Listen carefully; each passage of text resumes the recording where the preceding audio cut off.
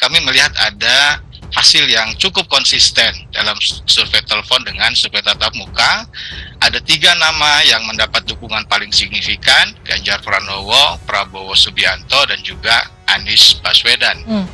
Dan survei terakhir tadi seperti yang kita lihat di tayangan bersama, bahwa selisih antara 2 calon, Ganjar dan Prabowo itu hanya sekitar 4% dalam survei telepon, yang itu artinya tidak signifikan bedanya, karena ada margin of error sekitar 3,3%, yang artinya selisih signifikan itu butuh lebih dari 6%.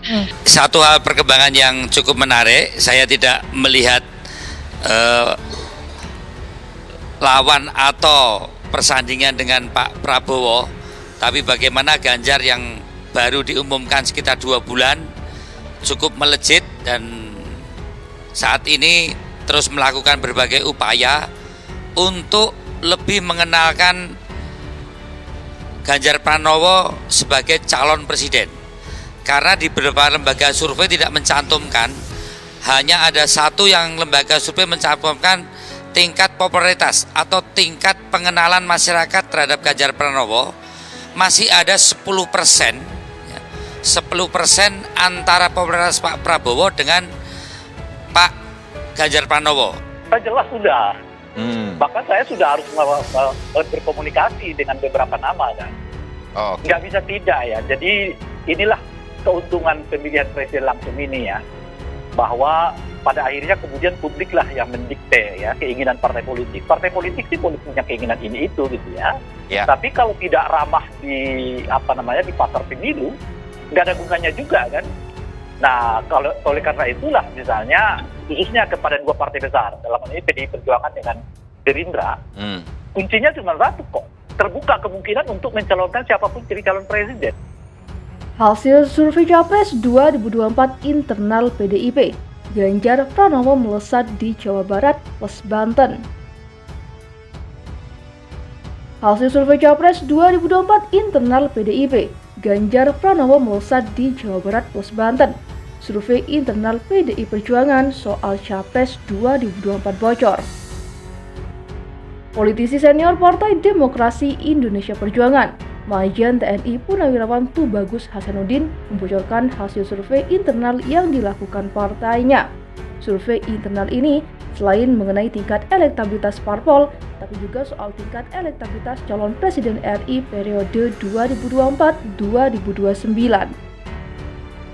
Diketahui terdapat 3 Capres 2024 yang sudah diusung, yakni Ganjar Pranowo dari PDIP dan P3, Prabowo Subianto dari Gerindra, dan Anies Baswedan dari Partai Nasdem, Demokrat, dan PKS. Di Jabar kami sudah survei, Ganjar melesat di Jawa Barat plus Banten, dan sekarang hampir sama. Dalam sebulan ke depan akan unggul, kata TB Hasanuddin di Sumedang pada Sabtu. Merujuk hasil survei internal, TB Hasanuddin optimis Ganjar Pranowo akan diterima masyarakat dan menang sebagai Presiden RI periode 2024-2029.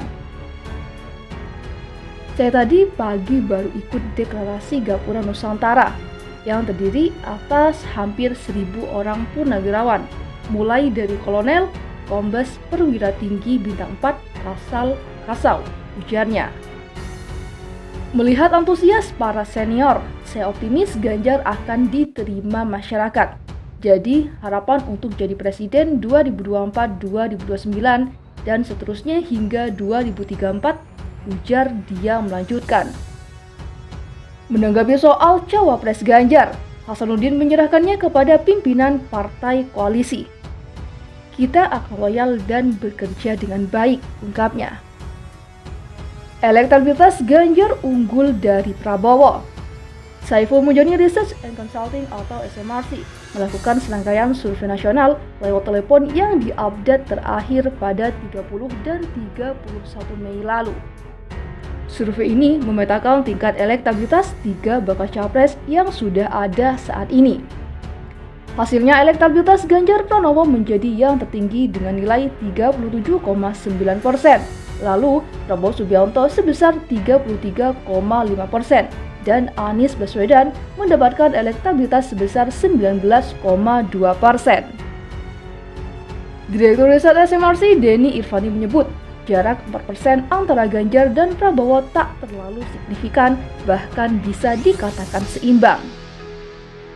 Jarak sekitar 4%, ini sangat penting disampaikan dan tidak signifikan, karena margin of error-nya 3,3%.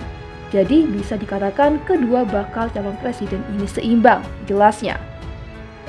SMRC kembali melakukan serangkaian survei nasional pada 30 dan 31 Mei lalu. Survei ini memetakan tingkat elektabilitas tiga bakal capres yang sudah ada saat ini. Menurut survei SMRC, Ganjar kembali menjadi yang tertinggi elektabilitasnya. Tak hanya disukai oleh pemilih, tetapi juga memiliki popularitas tertinggi dibandingkan Prabowo dan juga Anies. Desak Anies deklarasi cawapres. Sejak dideklarasikan menjadi bakal calon presiden, elektabilitas Anies Baswedan terus merosot jauh dibandingkan dengan Prabowo dan juga Ganjar. Hal inilah yang menjadi alasan Partai Demokrat berencana untuk mengevaluasi Anies Baswedan. Dilansir dari Kompas.com, kabar Anies Baswedan akan dievaluasi ini disampaikan oleh Ketua Badan Pemenangan Pemilu Partai Demokrat, yakni Andi Arief. Ia mensinyalir merosotnya elektabilitas Anies Baswedan ini dikarenakan hingga saat ini belum juga mengumumkan nama bakal calon wakil presiden yang mendampinginya. Beberapa nama calon wakil presiden yang cocok mendampingi Anies mulai bermunculan. Usulan evaluasi Ibu Dia akan disampaikan kepada Koalisi Perubahan dalam waktu dekat. Sebab Demokrat menduga bahwa elektabilitas Anies yang kian menurun berdasarkan survei Indikator Politik Indonesia berkorelasi dengan tak kunjung diumumkannya nama cawapres mantan Gubernur DKI Jakarta itu. Memang ada kecenderungan menurun dari survei indikator, karena mungkin dugaan kami, hipotesa kami adalah lambannya proses deklarasi, ujar Andi. Diketahui sejauh ini ada 3 nama yang dinilai cukup potensial untuk menjadi pendamping Anies. Mereka adalah mantan Gubernur Jawa Barat, Ahmad Heriawan, Gubernur Jawa Timur Khofifah Indar Parawansa, dan Ketua Umum Partai Demokrat Agus Harimurti Yudhoyono. 3 nama itu diusulkan oleh masing-masing parpol pengusung Anies di Koalisi Perubahan, yakni Partai Keadilan Sejahtera, Partai Nasdem, dan Partai Demokrat.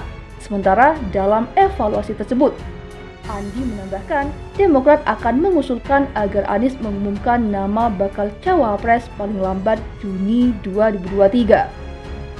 Menurut dia, deklarasi itu perlu dilakukan demi mencegah jarak elektabilitas Anies dengan capres lain yang semakin jauh.